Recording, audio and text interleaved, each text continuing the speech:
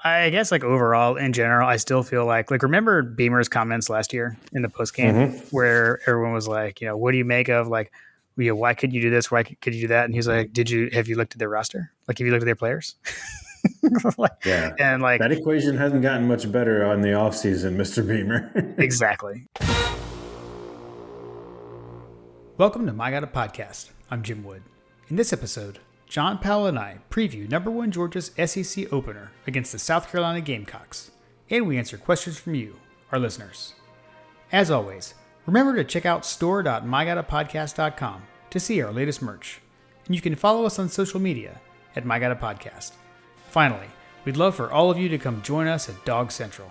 That's DAWGS Central.com. Now, let's join the conversation in progress.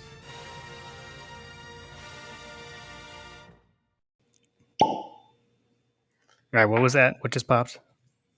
I popped a new bottle of Elijah Craig's small batch, and we're going to see how it goes. I haven't had this one in quite some time. As a matter of fact, I think the last time I actually had this, one of our fraternity brothers had given me a bottle for my birthday a long time ago.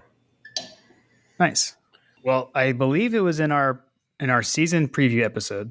You had mentioned something about me trying lots of new bourbons, and I had mentioned that I had purchased one that I was going to wait for a specific game. We have reached that game.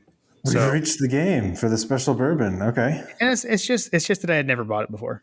So for the Gamecocks, I know what this one is. I can already tell. I can see the bottle. I will be drinking Chicken Cock.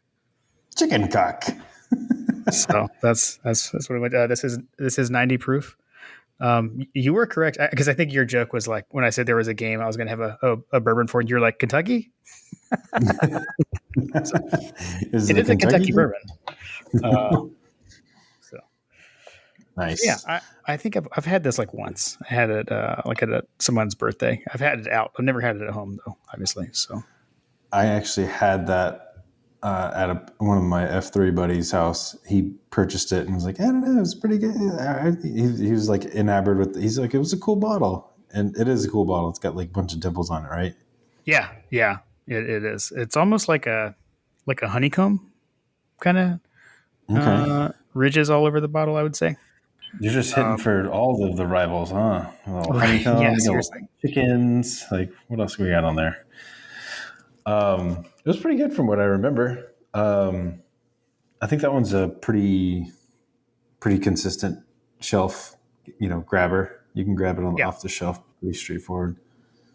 Yeah, it's good. I just had a sip. I like it. I think I'll be adding this to the rotation.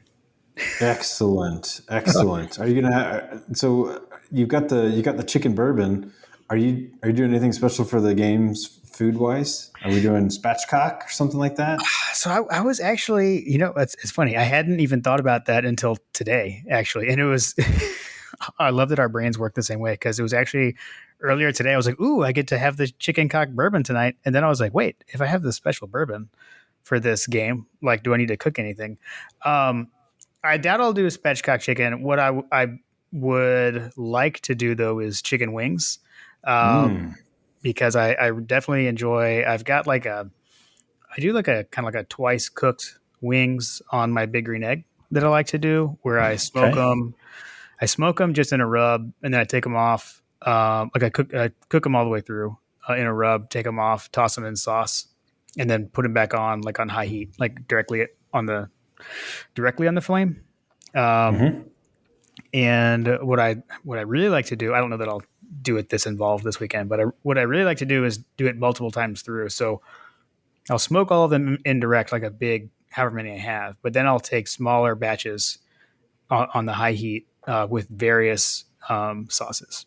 So I'll do like the first one with just barbecue sauce, and then I will toss the next batch into that same bowl that had the barbecue sauce, but add something a little hotter. And so I just add a hotter sauce each batch.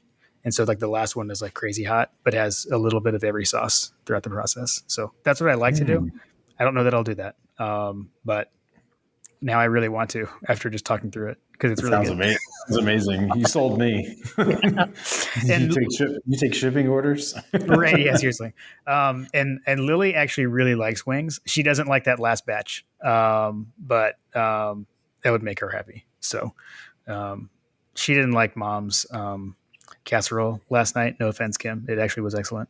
But Lily's not a Mm, casserole person, so maybe I can kind of get her spirits up with some wings this weekend. excellent, excellent. Carter likes himself some wings. He's a big buffalo wing guy. Lindsay loves wings too, so maybe we'll have wings. I don't know. We'll see. Those things take Yeah, forever, and you guys got a smaller family than we do.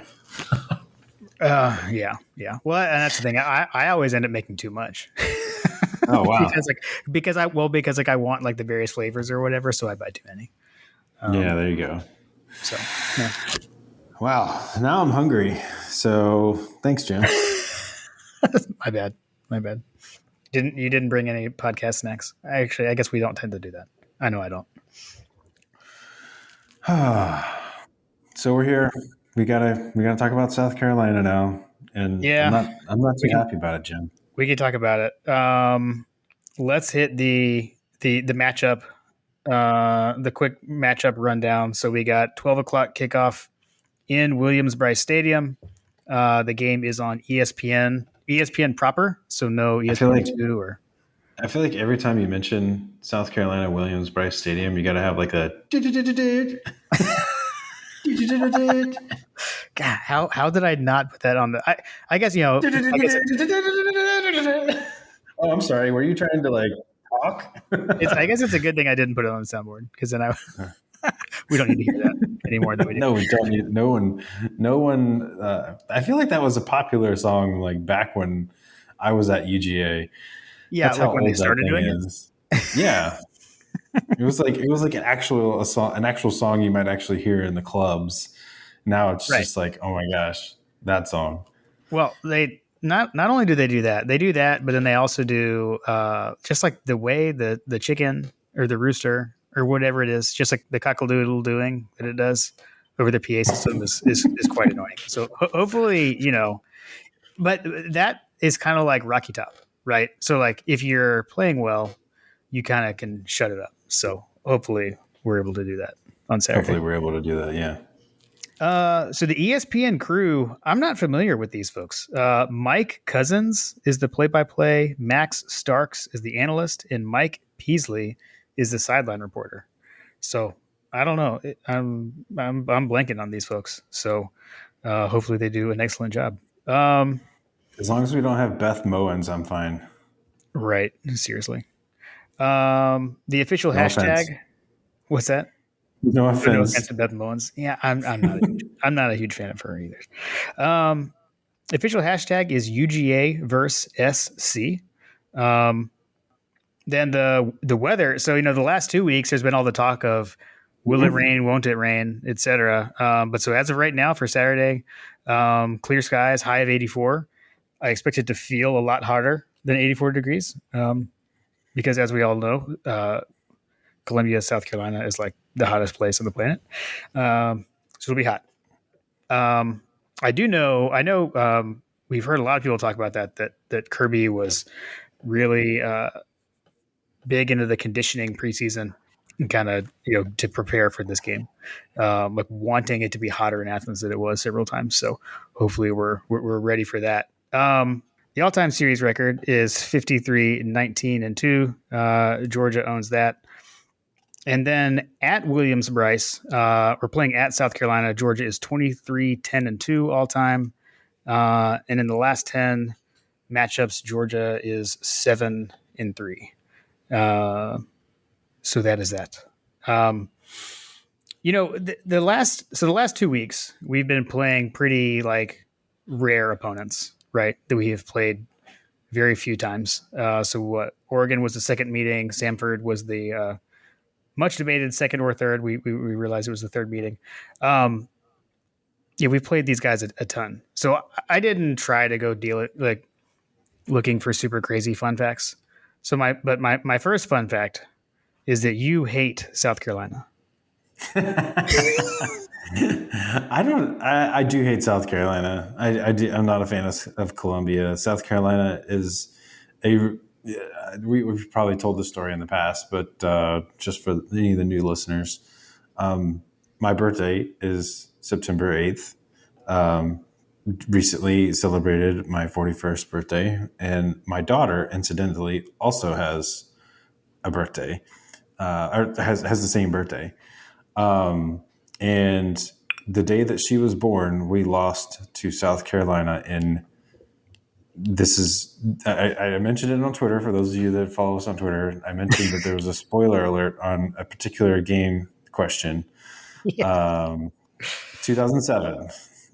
My daughter was Yeah. born in 2007, and that was not a good day for, for me, but it was a great day at the same time. Right. Right. Right. That tends to be. I'll get to that. I'll get to that in the story when on the question later. But yeah, Okay. South Carolina and I have a love hate relationship. It either like throughout college and when they were somewhat competitive with the ball coach down there. Sometimes Hmm. they had a propensity to ruin my birthday because it was always around. We always play South Carolina second game of the season. It's always around my birthday. So for many years, it was a do or die. It was a do or die for the old JP. Yeah, man. And just like everything else, Gaffney sucks too. So there's that. I mean, it is in the same state. Um, like, yeah, man, like when we were in school, we kind of struggled with these guys, Mm-hmm. a lot. So yeah, but I am glad that it's at least back to being, an early season game. I think it's kind of back where it, or at least where we're used to it being. Yeah, I don't know. I don't like change. So I think that for there was a stat, and it's long since escaped me, but like for a while there, I think it was during the Richt era.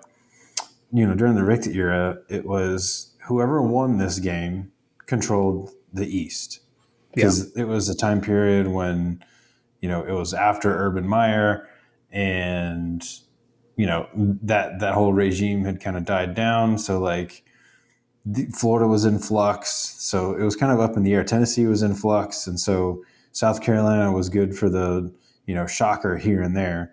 And Mm, so for the longest time, whoever won this game historically controlled the East in recent years. The other thing is that historically in the back in the Richt era, this is obviously before Kirby, but like back then, historically this game was pretty close. yeah, it was close for a Um, while. Yeah. it was like I mean like the average score of this game was historically pretty close. Like it Right. was always Right. like a 16, 16-13, 16-14, 18-14. It was not something that where there was a lot of points scored. Yep. Yeah, for sure. That's my memory of this rivalry as as I recall it. Yeah, for sure. Um, I've got one more thing in here that's kind of related. So this is my a roundabout fun fact. So I don't know if you saw this when Kentucky beat Florida this past weekend, which we can laugh about that again briefly, I guess. But uh, along with that, Mark Stoops became the all-time winningest football coach at Kentucky. He surpassed Bear Bryant. So Bear Bryant had actually been the all-time winningest coach at Kentucky. So up until this weekend, Bear Bryant, uh, like had the he was the all-time winningest coach for two programs, um, and that is no longer the case, obviously, right? Since Stoops is now holds that for Kentucky, but there's another coach that had that, and there's a tie-in here. Who was the all-time winningest coach at two programs? Do you know who that would be? Who was the all-time winningest coach at two programs? At two SEC programs. At two SEC programs. And South Carolina is one Um, of them. Hint. yeah, South Carolina, Georgia. No. So one coach is the all-time winningest coach at two different schools that he coached at. Both are in the SEC. So you see what I'm saying? Oh, So oh, Bear Bryant was the all-time winningest coach at Alabama and Kentucky because he used to coach at Kentucky too. Bear Bryant coached all over Hmm. the place. He coached at Kentucky. He coached at A&M. He coached at Bama. Right. I feel Um, like John Heisman is like that too. right. Wait, what? Why am I struggling with this so badly? Steve Spurrier. Oh, the old ball coach. Duh. Totally. I'm like off in my own little world here, Jim. You're like, Hey, you're like, what are we're we trying recording today. so that was my little fun fact. Um, the only other thing I had was Cock Commander. So I felt like we didn't totally do this justice the first time we talked about it. So to recap, here's what happened with the South Carolina mascot. The South Carolina mascot, its name has been Sir Big Spur. This is a live rooster mascot, right? Big So Spur. the family that owned the rooster, they also owned the rights to that name, Sir Big Spur.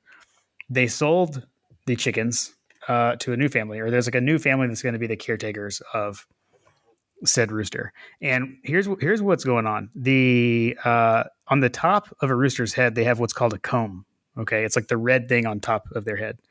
And Okay. the owners of Sir Big Spur used to they called it let's see, they would clip the comb, okay, because they said it's a fighting gamecock, and people who actually like fight chickens, they clip the combs because the comb is up there on top of the head, it can bleed, etc. um, they Uh, did it to make it actually look like the mascot. However, there's actually like so there's way more to this than I realized. There's actually like a reason why the new owners are saying they don't want to do it. So like that comb on top of the rooster's head acts as like a heat regulator. It helps them cool down. So they're like saying it's mean. It's not good for the rooster because it like it's a live mascot in South Carolina, which as we said, Williams-Brice is so hot. So they're saying like we won't clip the comb. And so then the old owner said, okay, well then you can't use the name Sir Big Spur. So that's what's going on. And so now like the university is saying like they want to own the rights to it. So that's where the whole thing came from. So then, there was an article in like one of the local newspapers, and they were talking about, it was in the state. Um, and so they were saying like, what should they name it? And there was a poll, and Cock Commander won the poll. But I'm going to give you, obviously that's not what it's going to be. I don't even know what it's ended up going to be because that's much less important than I the voting mean, that's rights. what we're all going to call it, right? It should have been that. Other options were Cluck Norris, Cluck Norris. That's a pretty good one. Marco Pollo, Cock Doodle Dude was another option. uh, and then Captain Cluck. So those are some of the other ones. But obviously, Cock Commander should win. I mean, It's like, obviously, right. I don't you even, can't just have a naming contest and not actually name it the winner. right. Exactly. Seriously. So Everybody's going to call you out from that point there's forward. actually like a story behind Cock Commander too. Apparently, there was like a headline in the student newspaper years ago, Uh-huh. where there was like a picture of I think, isn't it Cocky? I think Cocky is Isn't Cocky the little mascot, like their hairy yeah, it's dog, like their the version of like hairy the hairy dog? dog. Yeah, yeah, yeah. And so there was an article that said something about Cock Commander in like the headline, and like it actually printed in the newspaper. So that's like where the legend of Cock Commander originally came from. So it actually wasn't like out of the blue. Like it actually had been used before, kind of as a joke in a newspaper article once. Yeah, that's the student newspaper. Interesting. So I digress. That's all I got for the fun facts. I don't know that I have any fun facts either. I mean, Like I shocking. said, There's nothing interesting about this school. amazing. Okay, we can move on to news and notes. Don't have a whole lot here. Um, uh, let's see here.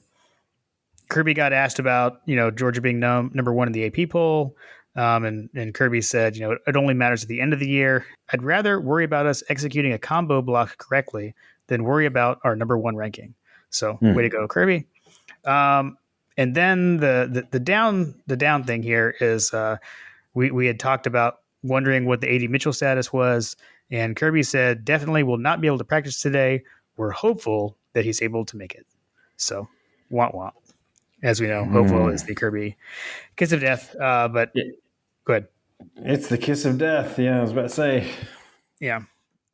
So that and we had also already heard from Graham today. Graham Coffee had reported for Dog Central that AD was going to be out with an ankle sprain. So the hopeful lived up to that. And then on the South Carolina side, so Shane Beamer did say on Sunday night that South Carolina will be without I don't even know Jordan Strahan and Mokaba, and then Cam Smith also went down against Arkansas in the second quarter with an injury, and he never came back in. So those are three pretty good defensive players. I know Cam Smith is pretty highly touted, so we'll see if he's able to go, but not the best news coming out of Gamecock camp there. I mean, when you're trying to go up against the number one pass or one of the top, we're number two passing game in the country, Mm-hmm. yard for passing yards per game. So, yeah, good luck with that, guys. Right. Sounds about right. All right. Well, let's go ahead and then get into the game a bit. So why don't we start off just with, like we usually do, kind of what we're looking for when Georgia has the ball. So when Georgia's on offense and the South Carolina's on defense. So when Georgia has the ball, I'm hoping that when Georgia has the ball, they continue to showcase this Heisman hopeful, dark horse Heisman candidate, Stetson Bennett, in Yes. their games because we were concerned that he wasn't going to be able to put up anywhere near the Heisman type numbers that he did against Oregon, and still threw for 300 yards against Sanford in a shortened game. So Yeah. I would love for him to continue to hit 300 yards per game because that would shut up a lot of people, particularly as we get into the meat of the SEC schedule. Yep. I think at this point, I'm not like writing off Arik, but like we had mentioned last week that we were hoping to see some more playing time from some of those guys. I don't Yeah. know that we're going to see a lot more of him in this game, just based on what we've seen production wise out of the tight end group so far. Yeah. I think that's fair.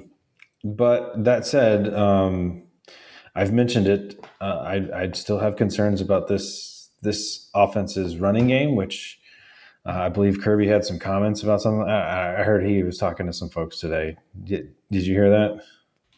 I think you got to have a run game to win tight ball games. To be a good physical team. And I have there's not a lack of confidence in our run game for me.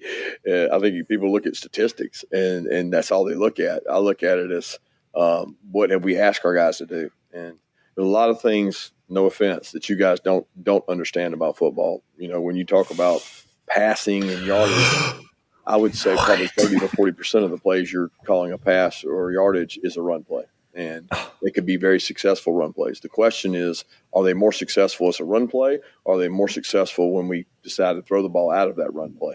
So the evaluation for us is those plays are running plays.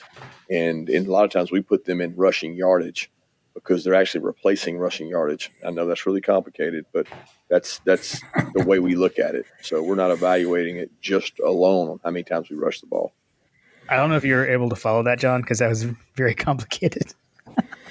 Oh my goodness, that was so complicated, Kirby. This is I think I texted you this earlier, but I really hope that this doesn't become Kirby Smart's like in the arena comment that comes back to haunt him later in life, Yeah. and also to the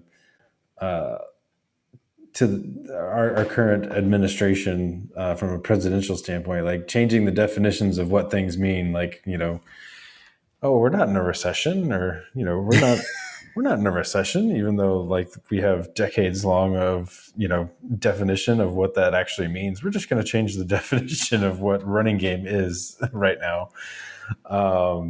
But yeah, I mean, I think everybody understands what he's saying. Like, I mean, basically, a Yeah. screen pass isn't necessarily a pass. It's a running play, or a swing pass out to the running back in the flat that runs for 15 yards. Yeah. That's a running play. And then, I mean, I think the probably even more accurate an accurate play that I actually saw. Like, I mean, when you got someone running running across, in motion, and Stetson just like tosses it up to him. Yeah, that little like That it feels like tracks a as a shovel pass, pass even though almost. it's Yeah, yeah, it's like a yeah, shovel pass. Yeah, I yeah, mean, like Tebow did that with Aaron Hernandez all day long. It was more of a running play than it was a pass play. So I yeah, get it. I get what he's saying, but I mean, if you have two eyes and you can see like that they're not getting pushed on third down, like yeah. I feel like my criticisms of the run game are still apply. So we'll see what happens. Those are some of the things that I'd be looking for. The other thing is, with AD out, who's going to step up Yeah, agreed. on Yeah, the that makes outside? sense. Yeah, and I think that like to your point on the running game, I think what your last thing you said is the biggest part to me. It's more the push, right? It's not so much like Mm-hmm. okay, yeah, scheme, etc. But like when you're running the ball and you know that you're running the ball and you're running against Stanford, like why can't we push them back? I mean, I guess we could just chalk that up to motivation or lack thereof, against Stanford, I guess, but I don't know that we saw too much of it against Oregon either. But we didn't run a lot against Oregon, so I'm going to be watching that. Definitely going to be watching that in this game. What does the run game look like? And I'm talking from the offensive line. Like I'm not worried about the backs. I've got confidence in our backs. I want the backs to have room to operate when they're handed the ball. You Right? do. Yes, I do. So I do think that there's an element of indictment to the offensive line in regards to the ability to get pushed because in Mister Impose Your Will, you know what I mean. Mm-hmm. He's known for getting the offensive line downfield 2-3 yards, and then Nick Chubb and company come running in for an additional 2 or 3, and then they have a couple yards after contact on top of that. So you're averaging 6 yards a carry, etc., stuff like that. Which I know some of the guys are in certain scenarios, but like the thing that frustrates me, and it's just a small sample size, but we'll see. I'm looking for yards after contact from Kenny Milton when we're running up the middle. I know that he can run outside. I know that he can bounce it outside and get outside and get in space on the passing game outside. To be true, like Zamir White replacement, that sort of thing. Nick Chubb replacement, Sonny Michel replacement. In my opinion, I am still looking for someone along the running back core to break tackles, get yards after contact. But like right now, I feel like, and you can watch it and track it because we watched it even during the Samford game, which is part of the reason why this is a concern because the Samford defense is not as good as the defenses we're about to play. And he would run and there would be an instant contact and then on the ground immediately. Like no Are we like talking? fall. Sorry, I want to pause really quick because I think you did a hybrid back, which I actually would like to call them that. I think you said Kenny Milton, and I could have heard it wrong. But are we talking about Did I say McIntosh or Kenny Milton? Milton? I Kenny think McIntosh. okay, Yeah. cool. It's just double But checking. it also kind of applies to Kendall Milton too. But like Yeah. mostly it's Kenny McIntosh, like because he's the feature back at this point right now, right? Mm-hmm. Like Yeah. Yeah. he's gotten the lion's share of the carries. Right. Yeah. I did feel like from what I recall, Milton I think looked a little bit better to pivot or just to go to the other lead back. I thought he looked pretty good, like finding the holes, et cetera, because I felt like he struggled with that a little bit against Oregon. But I honestly though I never did. I did not rewatch the Sanford game, full admission. So I'm only going off what I saw in the stadium. Um, and then to your point about AD Mitchell being out, I think we keep talking about Kieras and asking about Kieras. I do think one of the issues there is like Kieras is lining up in the slot. I think that's where Ladd is tending to be lining up. So as far as like replacing Mitchell, I'm not sure if they would do that with Kieras or not, depending where he's been practicing, like if they want to keep him in the slot. And so I think Roseme had been lining up opposite of Mitchell. So I'm not necessarily sure it's him either. I mean, I think Dylan Bell or Meeks are probably where we're looking there would be my guess. But obviously, we never doubt Kieras on this podcast. Would love to see him make something happen in this game, like we know that he can. You called it out earlier. Georgia is second in FBS with 395 passing yards a game. I would expect that to continue here. And in the highlights that I watched from South Carolina against Arkansas, and I talked to my dad about this as well. Like Arkansas bullied South Carolina around. Um, so when we're talking about that push, right? Like Arkansas was certainly able to do it. So let's see if Georgia can do it. And then I saw a familiar face in those highlights, by the way. Matt Landers was like making plays all over the place for Arkansas. So like, good for you, Matt Landers. That was pretty fun to see. That's hilarious. I will point out though that South Carolina, South Carolina is going to be the toughest passing defense that we have played all season long. So Okay. watch this space for our ability to run the ball if they're able to even like showcase. I think they've got the number. Let's see, where is it at? Yeah, it's the number. They've got the number 15 passing defense through year to date. Yeah, and I think that's supposed to be the secondary is supposed to be their strength, I believe, from what I can recall.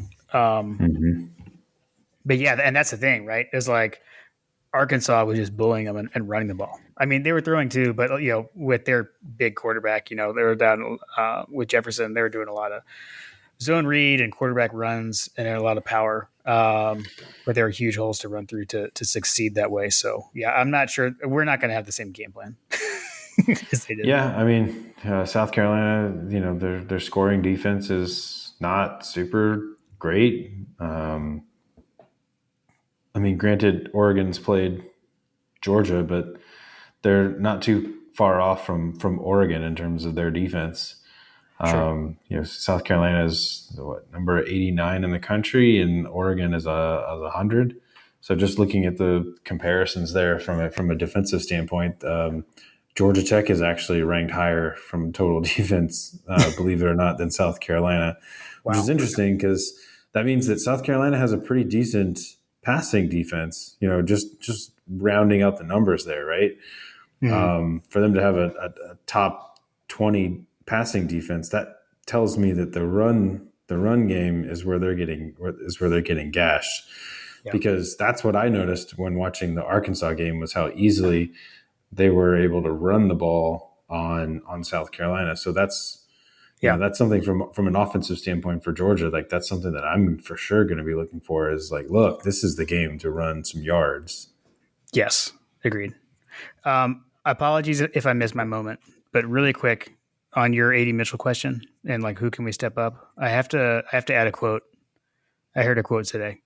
If we can't beat South Carolina without AD Mitchell, then we might as well be Alabama. Rip dog. That's what my dad said to me today. We might as well be Alabama. That's amazing. Excuses University. Awesome. Georgia should be able to. I expect that this is going to be. I don't know. We'll see. We'll see how the cards lay out, but I expect that we're going to be running the ball a lot this weekend. Because South Carolina had out of 131, football teams in the country, South Carolina is ranked 129 in rushing defense. They're giving up almost 250 yards rushing per game. Okay. My only caveat there is we're only 2 games in, and their second game was against Arkansas, and that's like what they do. So that might be skewing it a bit across 2 games. And then the other factor is just like, what do we do well? And that seems to be throw the ball. Although Kirby would tell us that we don't know what we're talking about. So yeah, I'm interested to see them. And I don't know. We've been airing it out, so I kind of expect that to see is as Kirby says on these statistics. I think we'll still see it as more passing, but Kirby might consider it receiving. A couple of names to look out for: Jordan Birch, linebacker, is the leading tackler, and I don't know, like their defense doesn't look super stout there. We talked about the secondary. Only guy with a pick thus far this year is our Marcellus Dial. So just heads up on a couple of guys on defense there. Right. Okay. You wanna flip over to when South Carolina's got the ball? Let's flip the script, Jim. Okay. I mean, I guess I can go first. I mean, for me, it basically is kind of comes down to Spencer Rattler and what's he going to do against us. If you think back to last season, they didn't have Spencer Rattler. They had like a former uh, graduate assistant that they tried out there to start the game, and then even had to change quarterbacks after that. But they were able to connect on some downfield passes against us. So we know that Beamer is willing to go after the corners, but I do feel like our game plan has changed a lot since then. So the secondary got a lot better after that last year. It's much improved, and we've all seen the clips of I know Dan Lanning's not here anymore, but him preaching in the national championship game, we're not going to get beat deep. We're not going to let them get behind. We're not going to let them get behind us. And I feel like that's the way we've been playing. Keep everything in front of you. That's what we did against Oregon for sure. So what I'm going to be watching for though is, can we get pressure on Rattler? Because if you watch that Arkansas South Carolina game, when he's got a rusher in his face, it severely affects him. And I don't know what to make of Spencer Rattler at this point, right? I mean, his big year was in the COVID year, right, at Oklahoma. And then the year after that, he ends up losing his job, and then transfers. So I don't know. I'm not sure what to make of him just yet. Maybe we'll find something out on Saturday. Yeah, I mean, so from a passing game perspective, he's averaging 301 yards per game. That's good for 24th in the country from a passing game. Georgia's obviously number 2. They're averaging almost 400 yards per game passing. Trying to look at some teams that are kind of near them. So Cincinnati, 309. North Carolina, which seems to be trying to just outscore everyone as best as they can. They're at 310. And then some teams that are a little bit worse than them. Utah's, number 36. They played an SEC opponent recently and got kind of surprised. I'm just trying to get some. Ohio State. Ohio State has less passing yards per game than South Carolina. So I don't know. I think we've got some small sample sizes, obviously, are impacting some of these numbers. But at the end of the day, they're the number 24 passing team in the country. On the flip side of that, from an offensive standpoint, they are number 125 for rushing offense in the country as well. So they are they're averaging 60 yards per carry, which is... Wait, that'd be a lot. 60 yards a game? Sorry, 60 yards per game. Sorry. Obviously. Oh my gosh, this is a dynamic rushing attack. This is a dynamic rushing attack. Yeah, exactly.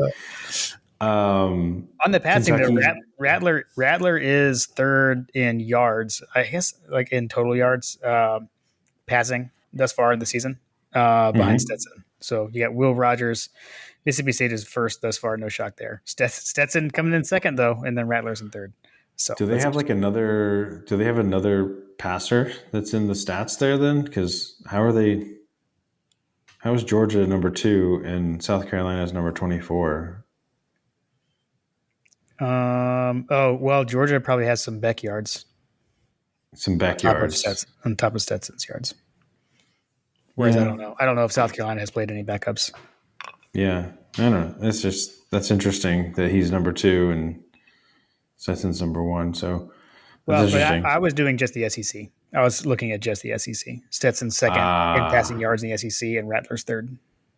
Got it. Sorry, I went national to SEC. Sorry. Yeah. I'm just looking nationally. Yeah, I expect that they're going to be trying to throw the ball. Because let's just say, if we hold them to their season average of 59 yards, I have a feeling that we're going to see some sacks, Jim. Right. Yeah, and then that's the thing, right?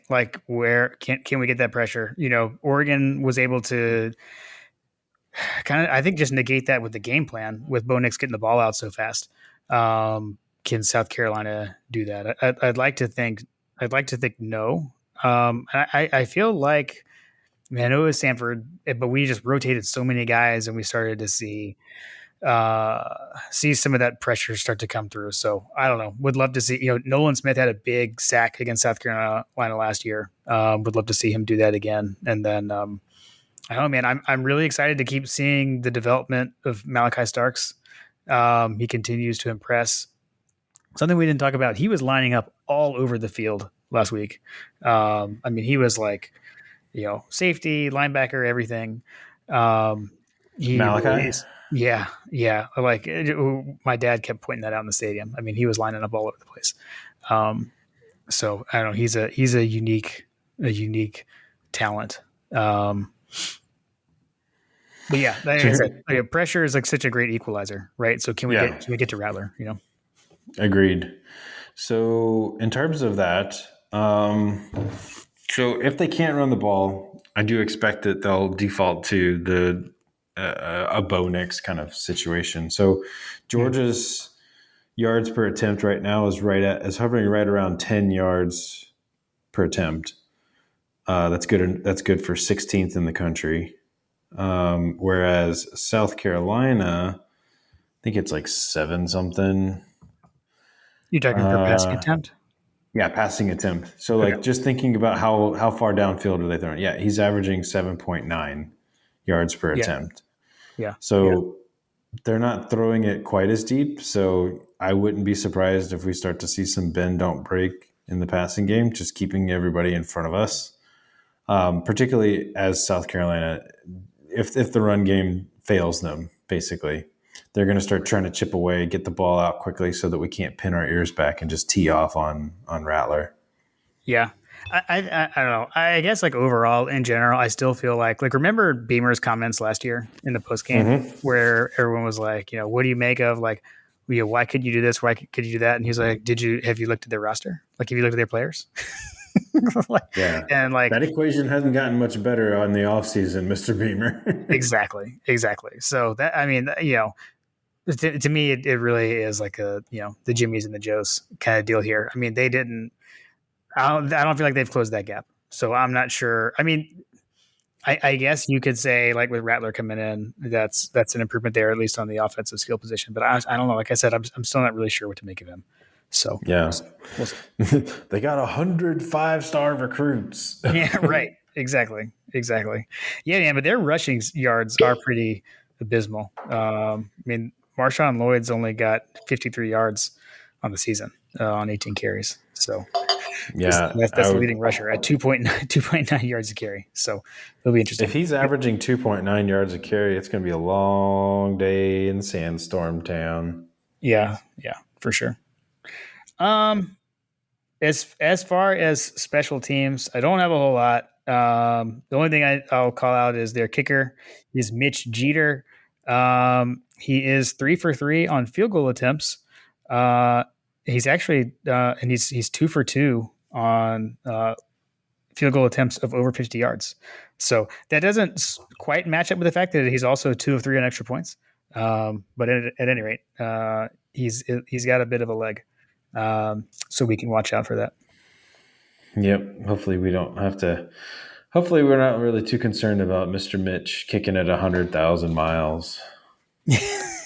Seriously. All right. I think that's what I got.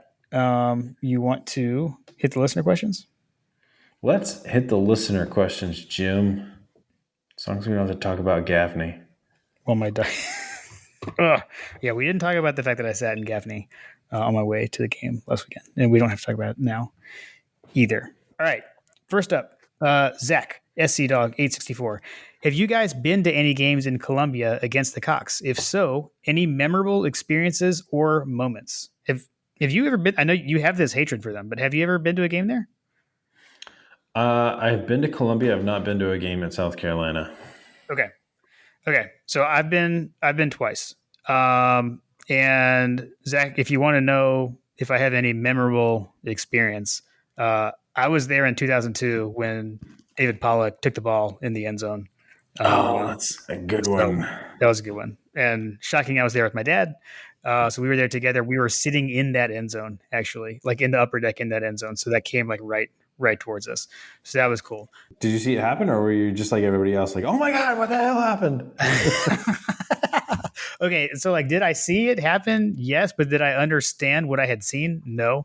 And actually, I kind of remember like that I had a bad viewing angle, like a bit of an obstructed view. I wanted to say this is how I remember it. Whether this is reality or not, I'm not sure because it was a long time ago. That's actually 20 years ago, by the way. Probably pretty Oh close. yeah. That's, um, so the way I remember it was like I actually couldn't see Pollock by the time he had the ball because like the way the upper deck overhang blocked part of the end zone.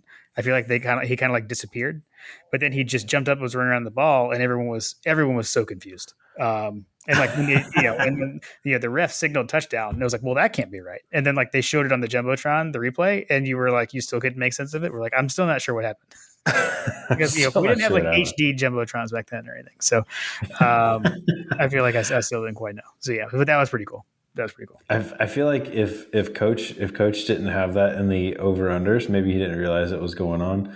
But how many times do you think that that's going to get mentioned in the pregame? The Pollock play. Yeah, the Pollock play, Yeah, that being especially with it 20 years ago. and Pollock being an ESPN employee. Exactly. That's a good one. That's a good one. I got to add Zach. So he said that as a child, Mark Richt high-fiving me out of the tunnel, just a simple way to help make sure my love of Georgia football remained with me forever. So Zach, you got to let us know if that was that game, if that was that 0-2 game or what game that was. Let us know. All right, next up, Georgia. Hopefully I'm pronouncing that correctly. I believe I am. How do they keep from being overconfident now that they have jumped Bama for number one? I would say that Kirby's going to keep them humbled. We're going to have a several days worth of press conferences of him talking about how awful the practices were, and how they need to get right. Like they can't block, they can't tackle. Like all sorts of gamesmanship is going to be going on here to try to keep those guys motivated from a week to week basis. So I'm sure they're going to hype up Spencer Rattler being a transfer and how JT and he'll correlate it and all those kinds of things. So and Yeah, he'll talk about Burrow transferring. He'll talk about he'll talk about whatever he needs to do, whatever little wrinkle it's going to take to cut an edge into them. great. Right. Yep. No, I like that. I would agree. I don't have anything to add to that. I think that was perfect. Let's see. 51-7 GATA, which by the way, I forgot to mention this. He came by and we talked at the end of the Sanford game. He stopped by where I sit and we got to have a little chat. So that was cool. So it's good to see you. 51-7 GATA. Excellent. Let's see. Considering how the Dogs are a big favorite Saturday, I figured I would bring back some terrible memories to get people focused. We have now reached what you were talking about earlier. Which loss to South Carolina was the most frustrating? And his options were 1993, 2007, 2014, and 2019. I'm going to let you go since I kind of gave mine away a little bit, but you give me yours. So, saying the most frustrating, using that word, I mean, I'm going to say 14. I'm going to quickly say why not 19. 19 was probably the most ridiculous one. Like that team had no business. And so that's crazy. But 14 is the most frustrating one because I get frustrated when it's the coach's fault. And on 2014, like I feel like the coaches are the adults in the room and they should put the kids in the best position to win. And they did not do that in 2014. And I'm a big Mike Bobo defender, but like you got Todd Gurley, just give the guy the ball in 2014.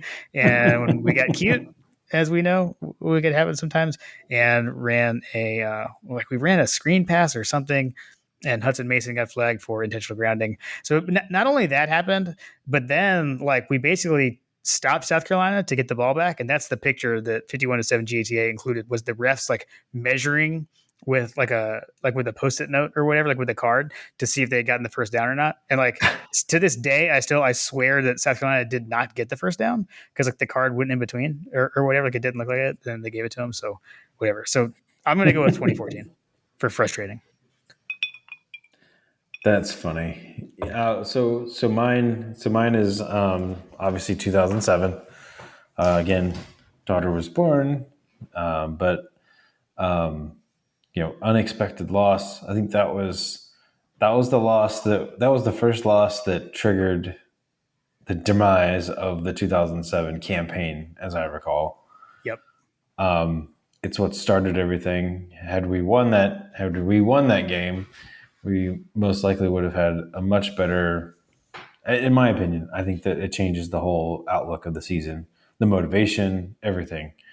Well, at the end of the season, and it's hard to do this, but if everything else after that plays out the same and Georgia wins that game, then I mean, I think we go to the national championship, or we're definitely in the SEC championship, and I feel like we would have won that game. So it makes a huge difference.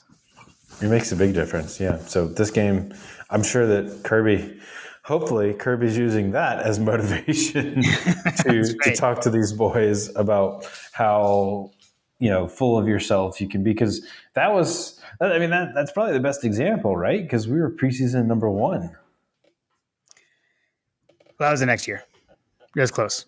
So because that Oh, 7 we that's finished right. too, yeah, which kind of That's right. catapulted us to be number 1 preseason 8. But in 7, yeah, I mean that was the one. I mean, Tennessee we lost there too, but that one was kind of like I think they were kind of rallying around Fulmer or whatever. But that 7 game, God, now I feel like I gave the wrong answer.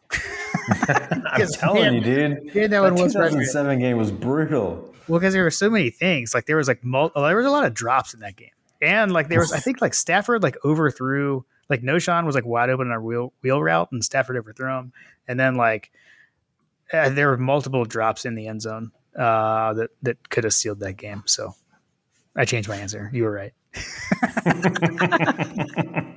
I sold you. I Yeah. sold you on it. You're like, touche, salesman. Well, now I'm like so frustrated right now just thinking about it. Right? You got me worked Seriously. up. Yeah, that's All right. right. So I'm gonna paint you. I'm gonna paint you a picture, Jim. Okay. Okay. So that 2007. Obviously, like we were coming in. Um, I had high hopes. I don't remember exactly. Was Stafford? Stafford was like the clear starter, right? He was, yeah. So that was his true sophomore year. So he had kind of, we were coming off that Peach Bowl comeback win over Virginia Tech, um, and yeah, I mean, we didn't quite know what we had, but we played a really good game against Oklahoma State in the opener, and beat Yeah. Oklahoma State pretty sound. And so then we were pretty like sky high, and that's when you started to hear kind of like this coaching staff thinks we've got something good here. Exactly. And Yeah. then I mean, I think we beat Oklahoma State to start the season. yeah, They were ranked. Weren't they ranked? I can't remember if I they were think yeah ranked they or were not. ranked. I mean, yeah, they weren't as Yeah. good as they were when we played them a couple of years later, but or at least Okay. So I that, went back and but yeah, looked. So we were preseason number 13, okay, and after we beat Oklahoma State, we moved up to 11. So I was hmm kind of close to just add another one onto it. all good. So I was riding high on that. I actually, Lindsay and I actually went to the Oklahoma State game. Oh, nice. I was there. As a matter of fact, Carly was my oldest was Lindsay was pregnant with her at that Right. game.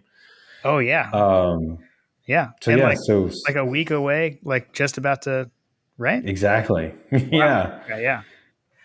yeah. A lot of things wrapped up there that we'll have to save that for the tailgate, Okay.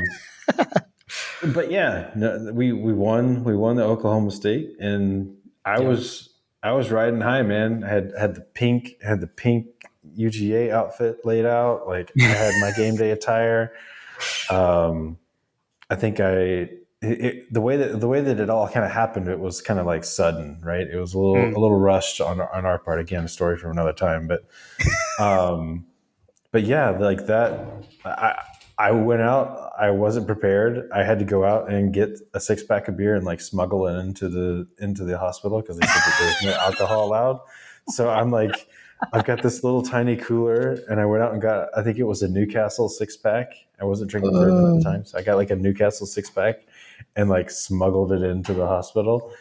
And I'm sitting there holding my daughter, drinking my beer, watching my hopes and dreams for the season just completely evaporate. And I do distinctly remember at one point Lindsay coming over and saying, "Give me the baby. You're too loud." Right. Oh man. Okay. So you win. You're correct. We'll go with that one. 2007 is the correct answer. I'll have to find those pictures so we can share out for a little visual. Nice. What my now 15-year-old looks like. Hey, and she was at ATD Tailgate. Shout out. Mm-hmm. Fletcher Proctor. We clearly win this year. God, Fletcher, easy. This is a Munson. We're disciples of Munson. We can't say such things, but I'm just kidding. Seriously. But how much would the current Georgia team be favored by over the 2010 or 2012 Gamecocks? So those were they were very good in those years. 2012, let's see here. I'm trying to think. So 2010 is the year they won the East. And then 2012 is the year that we won the East, but they actually crushed us. So that was that was the game that we made the ill-fated tipped pass that Chris Conley caught against Bama in the SEC championship game, right? Like that year. But South Carolina actually killed us because they jumped on us early, had like a punt return for a touchdown, and it was at South Carolina. It was the quintessential Mark Richt loss. Yeah. The inexplicable Mark Richt loss. Yep. Yeah. Which, by the way, we had 2 of those in 2007, by the way. So, right. Yeah. 2010, I don't know, man. 2010, I would say 2010. South Carolina ended the season 9-5. In 2010? Mm-hmm. Oh, they went to the SEC championship. Then they went 10-2 and went to the SEC championship game and lost to Cam Newton and Auburn. Is the way I remember it in 2010. I'm looking at Wikipedia 2010 SEC football standings.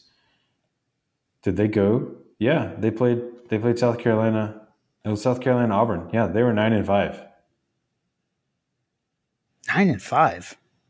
They were 5-3 in the SEC. We were 3-5 in the SEC. Wow. That's crazy. Dude. I'm telling you. So yeah, they beat Southern Miss. They beat Georgia 17-6. Beat Furman. They lost to Auburn. They beat number 1 Alabama 35-21. Yeah, that I remember. They lost to Kentucky the following week. And then they beat Vandy. They beat Tennessee. Lost to Arkansas. Beat Florida. Beat Troy. Beat Clemson. And then they played and lost to Auburn in epic fashion in the SEC championship game. Because was 2010 the Chiswick? Was that the Chiswick year? Yeah, that was the Cam Newton year. Yeah. No, that was the Chiswick year. Okay. Yeah.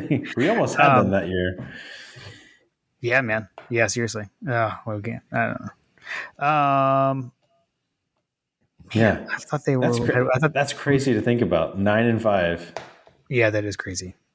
Wow. So I would say that we would probably be ranked higher. I mean, we would probably be favored pretty decently on that one because they were on that one. Yeah, that's the funny thing is I actually think their 2012 team was probably better than their 2010 team, from what I can remember too. So because I remember being super impressed with that 2012 team and they just blitzed us in that game. So, I mean, we'd still be favored. I don't think we wouldn't be as big of a favorite as we are right now. But we'd still be pretty heavily favored. Yeah, I don't think in any of those games we would be as heavily favored as we are right now. I mean, right. We'll get to the spread, but yeah, agreed. But I'd say we'd still probably be a 14-point favorite, at least. I would think. Honestly. On the 2010 team? Yeah, you're the 2012. I think so. I think we'd be double digits. I mean, we were, whatever we were pretty good. So. And then he had a second question: Is USC Junior the second tier SEC team you most enjoy beating? And he gave some other options like Kentucky, Vanderbilt, Missouri. He said, I used to hate South Carolina because of Spurrier, but now it's Kentucky because of the shiny helmets. So I know for you, it's still, I would assume South Carolina is still the most hated among that group. Oh yeah, for sure, South Carolina. Yeah. Yeah. I mean, we've literally dissected some of the worst losses that I can Right. actually. I mean, I'm looking at like 07, 2010, 2012. Like we just talked about it. Like these are Yeah. all years that had we won the South Carolina game, we probably would end up in Atlanta. Right. Yeah, for sure. For sure. I mean, even in 2012 we did, but like you know what I mean. Yeah. I think my most hated second tier SEC East team is Florida. Sorry. Hold on, Jim, you mispronounced it. Florida. I was going to make that joke and say Tennessee, but then I last minute pivoted and said Florida. So sorry. Okay. We can continue. Okay. Will Kaplan.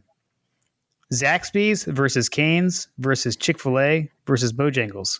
Who wins? And I don't have this written down, but as I recall, you asked a clarifying question. I did ask a very important clarifying question because it changed the entire narrative of this question. Okay, let's hit it with us. Do you recall what it was? Because I don't have it written down. So my clarifying question was: are we talking chicken tenders or are we talking like chicken sandwich? Right. Because for me, it would have been a slam dunk chicken sandwich situation for Chick-fil-A. So of those options, Yes. now I do have a bit of like, I've never seen Star Wars before moment. I've never had Raising Cane's chicken fingers. Okay. Okay, here we go. A My God a Podcast agreement. Neither have I. Oh, snap. There are so many angry people right now. I can only imagine. I bet Hunter's one of them. I mean, clearly, Raising Cane's is not a sponsor. Yes. Not a sponsor at all. They don't have it where I live, is my defense, and I have not Yeah. been to one as I've got in Athens. I haven't gone yet, so when I'm there. I'm fairly. Let me see here. I have to like look at this because I think that they have some like near-ish by, but like I don't know where. I mean, can I'm like apologies, but my answer is Guthrie's. I know Guthrie's wasn't on the list, but let's be honest, Zaxby's is a ripoff of Guthrie's. Like the people that started is Zaxby's, 100%. they literally worked at Guthrie's and were like, "Hey, you should franchise." And Guthrie's like, "No, we just want to keep doing what we're doing." And they took the recipe and started Zaxby's. So like now that could be urban legend, and I totally got that wrong, but that's what I've heard. I don't know, man. It sounds like a pretty awesome business story. I don't know if you listen to that podcast, but I mean, like Guthrie's on Baxter Street. I mean, there is no telling how many times I went there and got a chicken tender box with no slaw and extra toast. I mean, that was my go-to order. I mean, I got extra fries, but extra fries. Okay, yeah, it's totally the same thing, though. It's exactly the same thing. But didn't Will also say like, and you can include the sauce, which the Guthrie sauce? I mean, dude, you could put like a dirty penny in that sauce and take it out; it'd be clean. Amazing. That's doing amazing things to your digestive system. I love Guthrie. So that's my answer. I know that wasn't an option. Between those, I don't know. I mean, like Bojangles, I'm more into like the chicken biscuits. I'm not so much like I love that. I don't so much get like tenders there. And Chick-fil-A, although Hug Dog had some Chick-fil-A tenders at his tailgate, and they were quite amazing. Well, if you've had like 5 bourbons and right. So that was good. But yeah, so I don't know. But out of those, I mean, I guess it would be Zaxby's, but really that means Guthrie's for me. So my answer, I haven't had Raising Cane's. It looks like the only one like anywhere near us is actually in Athens. So maybe we need to take a field trip to Raising Cane's the next time we're in town and bring some Raising Cane's to the tailgate to sample. But not having had Raising Cane's, I've got to go with Zaxby's on this one because I almost forget that Chick-fil-A has chicken tenders. Yeah. That said, now you want to throw the sauce into it? Okay. If you throw the sauce into it, like Chick-fil-A, hands down. Like I don't care what it is, the Chick-fil-A sauce, the barbecue sauce, the Polynesian sauce, the sauces are like just so far and above better at Chick-fil-A that whatever I could put together is what we would do there. I feel like Sauce Twitter has kind of fallen off. I feel like we need to resurrect Sauce Twitter. I We think should we need to. resurrect sauce Twitter. He's going to have to make a comeback, so we'll have to make a note of that. So, Will, thank you. If you can't tell, we enjoyed that one. That was fun. That was fun. Yeah, I mean, I needed some serious clarifying questions. Yeah, I think I mean, you hit the nail on the head with Bojangles. I didn't even know Bojangles made chicken fingers. I always just pictured it as like a chicken biscuit place. Yeah, I'm all about the Cajun chicken biscuit. That's my go-to when I'm there. Yeah, so the Bojangles over here in Marietta that is near us is so much more convenient in the location, and frankly, like I don't know, the Chick-fil-A that we drive by to get to soccer when we're traveling to soccer early in the morning. Mm. So when Carter's got to be in, Gainesville or wherever, like at 8 in the morning on a Saturday, Yeah, it's so convenient for us to just fly right into Bojangles, boom, in and out, get a chicken biscuit, and we're gone. Like that's like our one of Carter's and I just little secret sauce breakfast. nice. All right, so I actually mentioned our next question asker, and I didn't even realize, like I wasn't looking and realized that was next. So Jason Huggins, Hug Dog, chimes in with two questions. First, will South Carolina score a touchdown on our first team defense? So John, I'm going to put you on the spot because last week we had a question of when would this team give up the first touchdown, and you said South Carolina. So are you staying with that? I don't know, man. They're out so many defenders. All right, so he clarified the question for me. So first team defense, absolutely not. Okay. I think we shut them out. I think we shut them out. I mean, it would not surprise me, and it looks like that. I know we're going to get to the odd shark portion or the spread portion of the conversation, but it looks like this Vegas kind of thinks that way. Yeah. I mean, to me, it's hard because last week when we talked about that, I said yes, that South Carolina made sense to be the first one. But now, like, I was actually looking at, we look at the official Georgia like game notes, and when you look at like the scoring by team, like offensive points scored per game and defensive points allowed, and you see Georgia's points allowed by game on average 1.5. It's just like, holy cow. Yeah, dude. It's the average, like we're the number one scoring defense in the country at 1.5, the best. Remember like preseason, we were talking about even if you were twice as bad as you were last season, right. You're still at 17 points a game. And here we are, like, right. Holy crap, could you get any better than 1.5? I mean, come on, guys. I mean, in the very first game of the season, we had the offense like, we've got to score a touchdown against this defense. Like it happened in the first game where we like reached that moment. Oh man, this is a tough one. I'd love to say no. I'm trying to. I don't see them like marching down the field on us and having like a sustained drive. The question would be like, can there be like, can they exploit something? Like, do we mess up? Honestly, right? Because that's how they scored on us last year, right? They had those two long touchdown passes last season, and it was basically like busted coverage. Jim, can I help you on this one? Yeah. Can I help you on this one? Yes, you can. I'm just going to ask a simple question, and you can answer as elaborately as you want. Okay. How many first-round draft picks do you think is on this defensive team right now? Ooh, on Georgia's?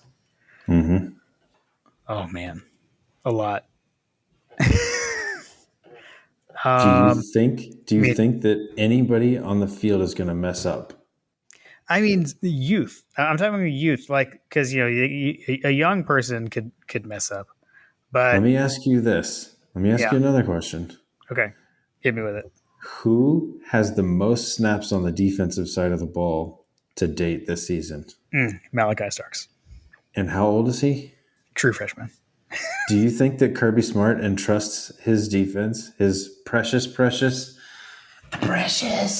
defense, to a true freshman without completely and utterly trusting that Okay. youth? You've talked me into it. In Kirby, we trust. No touchdown for the Yes, first deep defense. exactly. The precious remains. Amazing. All right, Hug Dog has got one more. What is your favorite pregame tradition when on the road? Are you a big road game? I know you guys like you went to Tech last year. Um, Mm-hmm. I don't go to nearly Went to as many Clemson road. last year. Well, that's true. Yep. I don't go to as many as I used to. Like in college, I used to go all the time. I aspire to someday get back to that because I do have like a bucket list. I'd like to go to every stadium in the SEC, like go see Georgia play. You know, if Georgia's playing somewhere that I haven't seen them play yet, I'd like to go. Although I think I'm going to already not do that this year probably because I've never been to Mississippi State, and we're going there. But at any Mm. rate, do you have anything that you like You're to not do? really missing anything. Yeah, I mean, I wouldn't necessarily say it's an away game thing. It's more of a pregame thing for me, and it started last year with Clemson. Mm-hmm. I try to go for a pretty long run pregame. Like on Saturday before the game. Admittedly, the Clemson game was pretty rough for me because I had been drinking bourbon the night before. But um, Shocking. the yeah the so I try to go like for example this past week I went for like a 6 mile run like an hour or two before the game. Okay. I don't know. I've gotten to a point now where I'm just like, if I don't do something Mm-hmm. before the kickoff, whether it's go work out or go run, I get a little antsy. And so like, Yeah. I didn't go work out the way that I wanted to on Saturday. Um, and Maybe that's why just Stetson was a little off. ancillary like noise, but like a bunch of guys did some races and stuff, and I didn't think I was going to be able to go, but like anyway, I got a little FOMO, and so I went for a long run to Mm. overcompensate for myself. Mm. Um, but yeah, like I was like sitting around, I was like, okay, I gotta go run. And I told Lindsay, I was like, hey, I got everything squared away. I got like an hour or two before the game. Like I'm gonna go run, and then we're gonna get the food for the game and stuff. So Nice. um, I was that's saying, what I do. well, and I know you're also have now been known to find an F3 group and when you're out of town and do an That F3 is out of town true. workout. So well, I know you did Yeah, that for in sure. Charlotte, and you couldn't convince me to meet you. Sorry. Well, in your defense, it was a little far away, Yeah, and it yeah, was a little early for Precious over there. that's true. And you couldn't have just like, yeah. Then you got to drive back and all that Right. stuff. So I had out of town family. I had out of town guests. They were coming to the game yeah, with me. So fair. you need your beauty sleep, Jim. I get it. This is I true. get it. This is true.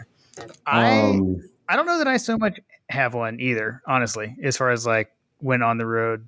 Well, I guess it doesn't even necessarily mean that I'm going to the game. Um,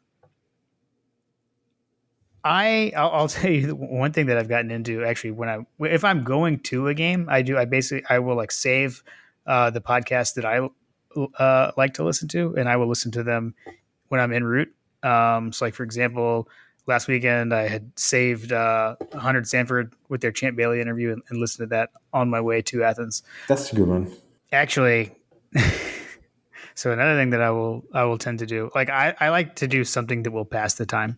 So if I'm at home in Georgia's away, it could be a workout, or like if I haven't gotten to my yard work, like I'll get out and mow the lawn in the morning, and knock that out.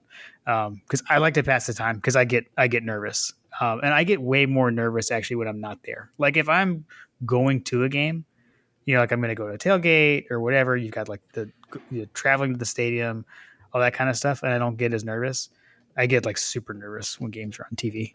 I'm much more frantic on TV than when I'm physically there. Um, if I'm actually going somewhere though, like I mean, still like if we're setting up a tailgate, I will say like when we went to Notre Dame, like we walked around the campus a lot. So I do like to just kind of try to at least kind of see what the campus of where we're going is like. So I guess that's what I would say when I'm like actually on the road at an away game. Okay. Interesting. Yeah. I think super exciting. I sense a consistent nervousness amongst the Munsoners in the room. Yeah, seriously. Not that I was nervous about Sanford, but it's just like, I don't know. Right. People Yeah. coming over, people coming over, and it was just like, Yeah. I just want the game to start. I don't know. 4:00 felt like such a long time to wait to play for Sanford, which I appreciate for those folks that were, traveling. Like 4:00, I feel like is like the perfect game time. It is, again, so this is kind of funny. Something, again, we didn't talk about, like, with it being, I mean, I guess the fourth quarter being shortened didn't even really play into this. Like, it was a 4:00 kickoff, but when it got to the fourth quarter, like, they had it, like it said, like, light up Sanford, and it's like, it's still light outside. Like, you can't light up Sanford because it's not dark out. That was a fast game, regardless, even up until that point. So, right. Yeah, it was kind of weird. Hey, we'll get to kickoff a lot faster this week with it being a nooner. A nooner. Yeah, seriously. Less liquored up those Gamecocks are, the better. Right, seriously. So Hug Dog finished it off with hope to see y'all at another tailgate soon and go Dogs. So yes, I will definitely come back. I think there was some back and forth there. I don't have it written down, but I did. I think he said something to the effect of thanks for the shout from the last episode and hope I was a good host or something like that. And I was like, I actually need to respond to that because I guess I'll do it right now. Like that's like the understatement, Jason. Like, come on. I mean, it sounded amazing. Yeah, it was awesome. So yeah, my dad and I had a blast there. Dwight was there. Got to see Dwight as well. So it was cool. It was a good time. So yeah, we'll bring back and I will bring John with me eventually. Yeah, I'm like looking. I'm trying to see like when. I'm looking at the schedule. Auburn is the game you need to come to. And that's what we got to figure that out because that's what the one Paul's coming to as well. Paul Muchnick? Paul Muchnick, PT Solutions. Oh, yeah. Did he mention that? I can't remember. Yeah, he did. We'll discuss this after the episode. the podcast after the podcast that we have. Exactly. That brings us to...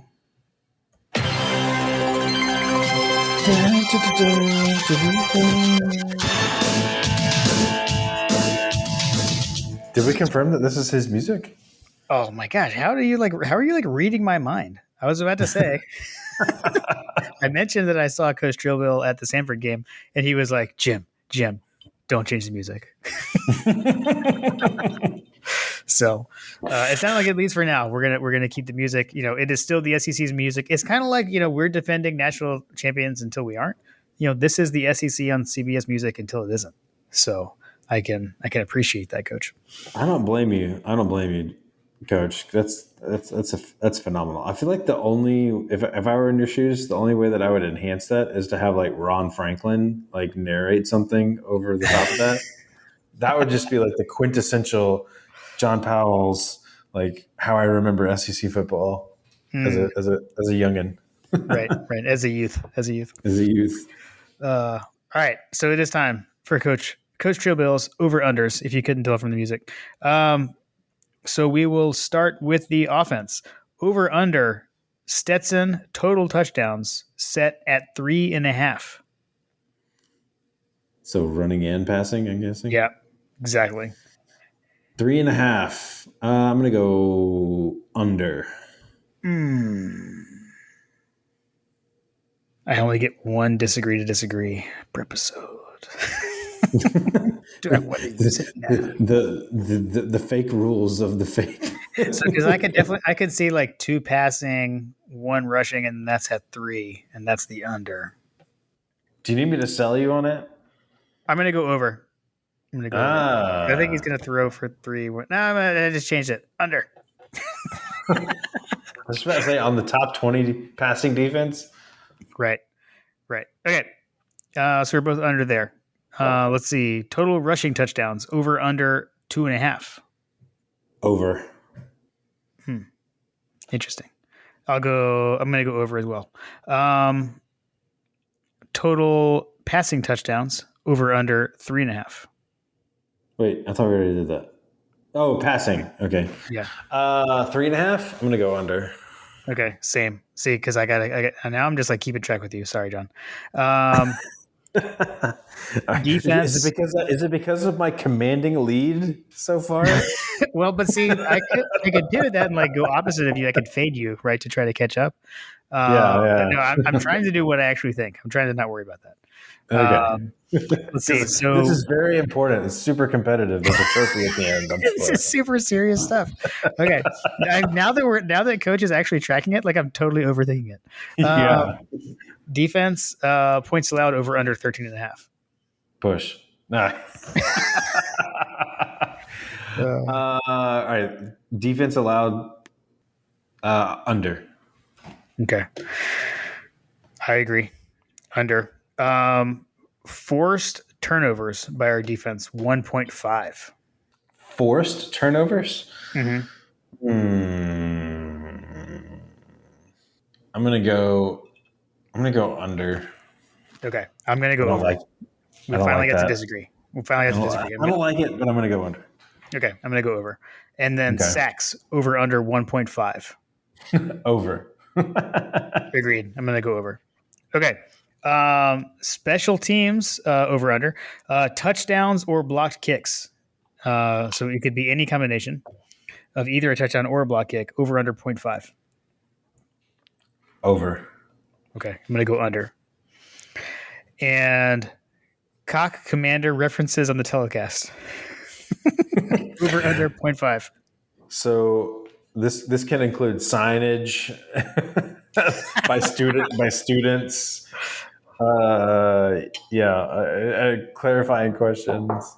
So you said so it's just references on the broadcast. I'm guessing. Yeah. To cock commander. I'm gonna go. Wait, what was the line? 0.5. 0.5. I'm gonna go over. Man. Okay. I'm gonna fade you on that one and go under. Ooh, but like if someone holds let's see but it's at South Carolina. There could totally be a student with a cock commander sign. I mean, think about all the signage that people will have in the stadium. I don't know. I'm still gonna go under because I feel like I can't. Because even if the broadcast crew like mentions it like offhandedly, you've hit it. Yeah, that's it. That counts. That counts. And I may live to regret this decision, but that's okay. I can live with it. I will say too, I feel like I'm at a disadvantage here because, as I said earlier, I have no idea who these broadcasters are, and maybe I'm just like not in tune with the new broadcasters these days. But those were not familiar names to me. You know, I feel like that also helps the over in this regard because they just won't know what to do or say, right? they could be trying to make a name for themselves. Exactly. So they're going to say cock commander on TV. So it's possible. All right. Well, Coach, we used to always say reminder that we don't track these, but now, hey, reminder, Coach tracks them for us. So Coach is tracking them for us. much appreciated. All right. So we come to our final predictions for the game. So the line is Georgia is favored by 24.5 based on where we're looking. And the over-under for the game is 52 points. So that gives us an implied score of Georgia 38.25 to South Carolina 13.75. So somewhere in the vicinity of like 39 to 14, something like that is the implied score. As we know, not a sponsor, but we do tend to look at OddsShark. Their predicted score is like 40. I'll just use their numbers: 47.6 to 9.2. So that's what they've got. So they're predicting a Georgia win, a cover, and the over. As you can hear from my pause, I'm not exactly sure what I'm going to say about this one. I feel like my maths are not going to add up. That's okay. If they don't work with your Coach Trillbill's over unders, that's okay. He seriously. He doesn't check these. These aren't. This is just us. I mean, to me, I mean, the main thing, like as far as like winning the game, like this is definitely one of those like any given Saturday kind of deals, right? Like Georgia absolutely should win this game, like you said earlier. Well, I pointed out Beamer's comments from last year, and your response was, "What's changed?" Right around the talent, and I'm with you there. Like that has not been. It hasn't been significantly close. So I fully expect Georgia to win this game. We're the better team. We've got the better talent. Um, last I checked, this is something they used to always say about Saban, but last I checked, Kirby Smart has never lost to a former assistant. So I expect that streak to continue. I just don't see. I I don't see like I have questions like can we run the ball on them, right? Like what's the running game going to look like, things like that. But I don't question like can we win? Like I feel like Munkin's going to figure out something, you know. Like he's going to be able to scheme around this and be able to put up the points. So I'm going to go Georgia. I'm going to go like I'll go 42-9. Oh, you rat bastard! Is that what you have? I was gonna go 46-9. Hey, I got a podcast. We like to agree. That's why we decided to have a Georgia podcast together, right? I know, right? Like if we differ too much, we'd be like, screw that guy. Seriously. So, all right. So we talked a little bit about like some meals and such, but what do you guys? What's on the slate for you this weekend? Like how's Carter? Like, is there? Yeah. Yeah, well, we're still in the concussion protocol. So we had a doctor's appointment today to get him looked at. And to be perfectly honest, sorry, Paul, if you're listening to this, but the doctor that he referred us to, I did not like what he had to say. Mm-hmm. So I had an epiphany that one of Carter's Olympic team parents, which I knew this information, but for whatever reason, just never registered. But one of Carter's Olympic team parents is a big doctor in Atlanta, and he's a U.S. national soccer team trainer, doctor, coach, whatever. And I called him up, and he said that there was admittedly some problems with how concussions are treated in the state of Georgia, which tracks with some of my experience with a lot of different people. But Yeah. he got me on a elite soccer player kind of specific plan of action here for the next week or so. So he may end up playing this weekend. He may come out of the. I'm not going to say hopeful. I'm not going to say hopeful. But he may be ready to go for Saturday, depending on how he progresses the next couple of days. For Matt, shout out Matt Pombo. For anybody in Atlanta, I recommend Matt as a concussion doctor if you ever have such needs. But yeah, there's an outside shot that he could play, but I have also gotten wind that the team that he's supposed to play is trying to back out of the game. So we'll see. We may not have a game, so I may be 100% accessible for the game. So we'll see. Gotcha. Yeah, I mean, so this is the first game for me to not attend. So I talked about what I might cook. I will probably we'll see how the weather is here. I'll probably do my back porch setup and do my pull out the TVs. Super jealous. Do Super the jealous multiple of that TVs. setup. Yeah, so we might have to pull that out. I don't know. It would be great to have like an all day kind of deal and maybe do some s'mores at the end of the day. Even I don't know. We'll see. We'll see. I don't know.